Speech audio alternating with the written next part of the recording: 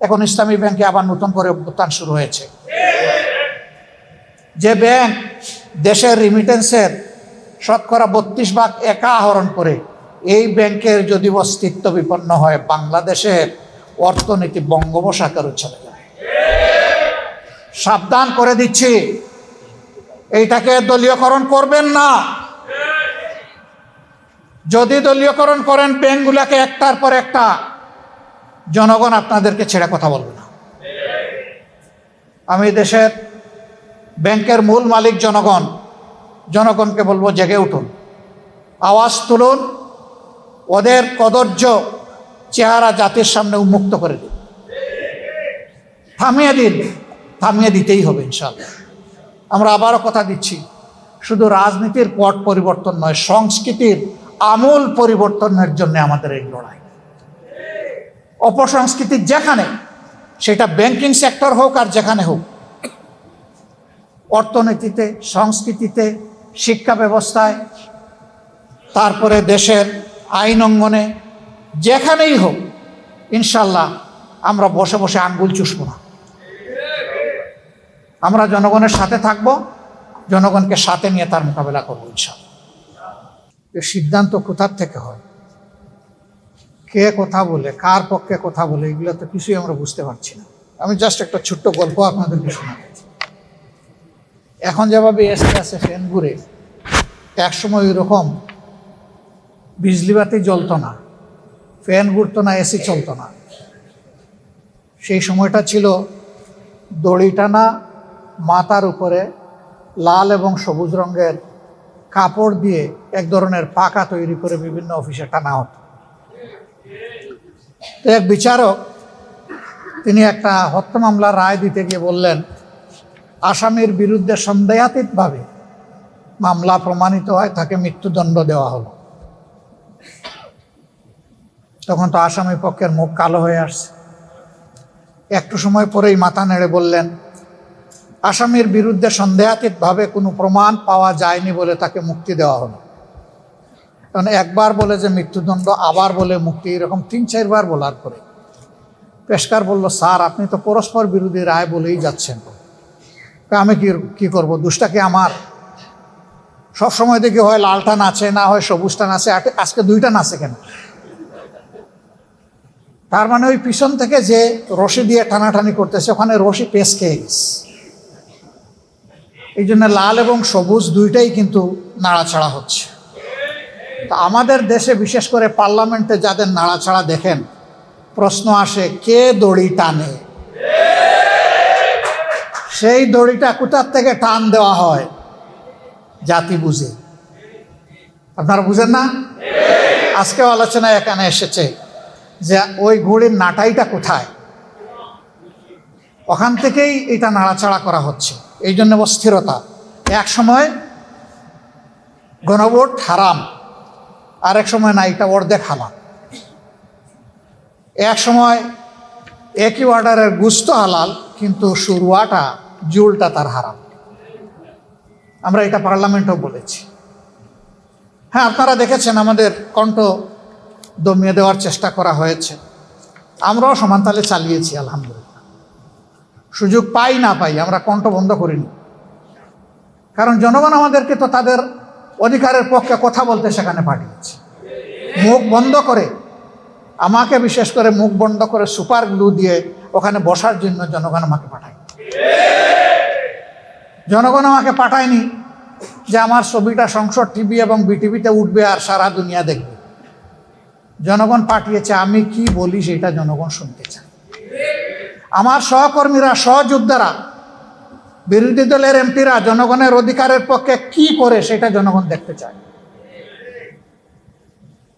আমরা আপনাদেরকে কথা দিচ্ছি, আমরা সংসদে যাওয়ার আগেই বলেছি, এই সংসদের বিভিন্ন ধরনের সুবিধা নেওয়ার জন্য আমরা এখানে যাচ্ছি না।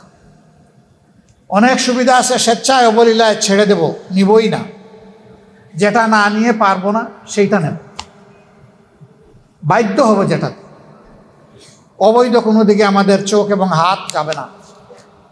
আমরা এখনো আলহামদুলিল্লাহ এটার উপরে আছি। কিন্তু এই 24-এর গণবিপ্লব, গণ অভ্যুত্থান যেটাই বলেন, এখানে শুধু শিক্ষিত ছাত্ররা আর আমাদের মতো রাজনীতিবিদরা এই আন্দোলন করে নাই, জীবন দেয় নাই। আপনাদের দুয়ায় মাবুদের মেহেরবানি 1400-র মধ্যে মিনিমাম 1200 শহীদের বাড়িতে আমার ব্যক্তিগতভাবে যাওয়ার সুযোগ হয়েছে। আমি সজ্ঞানে সাক্ষ্য দিচ্ছি, এবং আমাদের 12 ভলিউমের এই শহীদদের স্মৃতিচারণ বই হয়তো অনেকের কাছে আছে, হয়তো নাই। আমাদের ওয়েবসাইটে সব কিছু আছে, মৌলিক 3টা ভাষাই আছে। যারা চাইবেন তারা সেখানে যেতে পারেন। যারা দুনিয়া থেকে বিদায় নিয়েছে শহীদ হয়ে, তাদের 62 ভাগ শ্রমিক। তারা কি কৌটার বৈষম্যের বিরুদ্ধে নেমেছিল? কৌটার বৈষম্যের বিরুদ্ধে নেমেছিল আমাদের যুব সমাজ, ছাত্র সমাজ। তারা নেমেছিল ফ্যাসিবাদের বিরুদ্ধে। তারা নেমেছিল একটা পরিবর্তনের আকাঙ্ক্ষা নিয়ে। তারা গুণে ধরা রাজনীতির হাত বদলের জন্য জীবন দিতে রাস্তায় নামে নাই। আমরা সংসদে দাঁড়িয়ে বলেছি, আজকে সংসদ নেতা, বিরোধী দলীয় নেতা, সংসদের চিফ হুইপ, বিরোধী দলীয় চিফ হুইপ, সমস্ত মন্ত্রীবর্গ, সংসদ সদস্যবৃন্দ, আজকে জুলাইয়ের প্রোডাক্ট আমরা। জুলাই নাই, আমরাও নাই। জুলাই আছে, আমরা আছি। জুলাই আছে, সরকার আছে। জুলাই আছে, বিরোধী দল আছে। জুলাই নাই, কিছুই নাই। এই জুলাইয়ের বিপক্ষে অবস্থান নিয়ে সরকার পার পাবে না ইনশাআল্লাহ। গণভোটের, গণরায়ের মাধ্যমে এই জুলাইয়ের আকাঙ্ক্ষা ইনশাআল্লাহ বাস্তবায়ন হবে। এর জন্য আবার জীবন দিতে হয়, দিব ইনশাআল্লাহ। কালকে এই জায়গায় দাঁড়িয়ে জুলাইয়ের শহীদ পরিবার এবং যোদ্ধাদের সাথে আমাদের একটা বৈঠক ছিল। সেখানে আমার প্রিয় সহকর্মী সংসদে বিরোধী দলীয় চিফ হুইপ বলেছে, আগামীর আন্দোলনের সাথে নয়, সামনে থাকবো আমরা ইনশাআল্লাহ। এই সারির দিকে ইঙ্গিত করে বলেছিল আমাদেরকে সামনে পাবেন। আমিও কথা দিচ্ছি, সামনে পাবেন ইনশাআল্লাহ।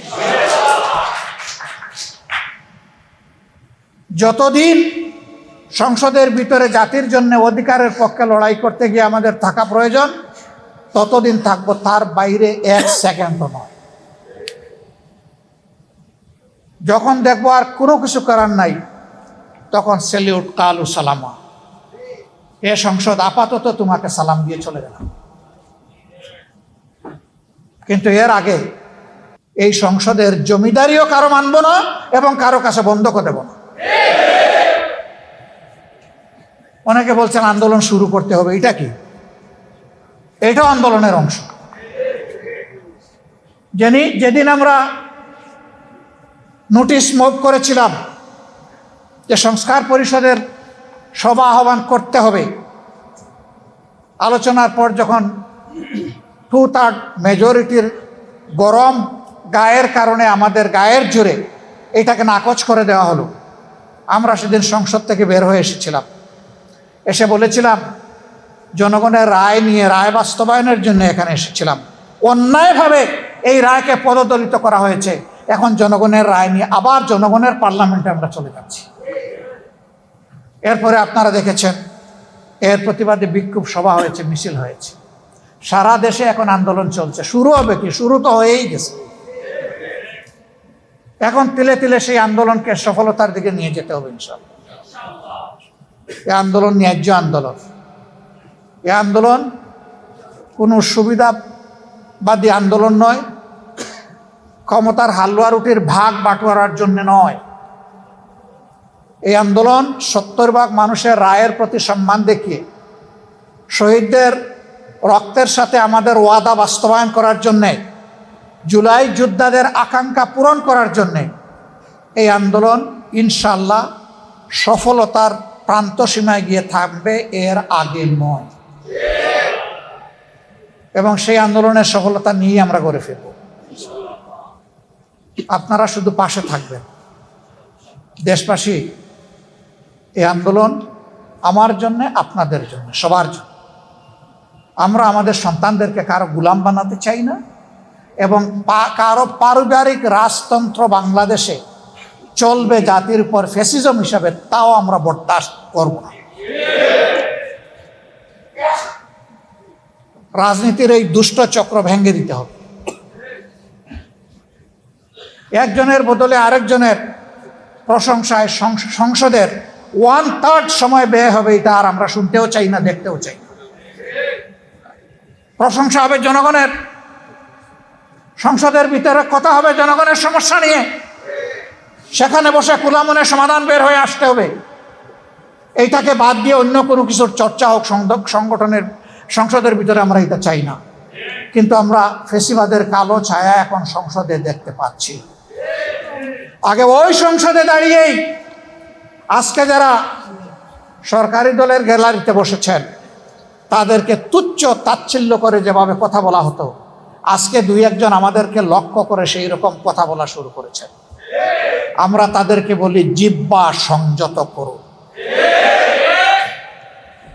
এই মনোভাব এবং আচরণ দেখাবেন না।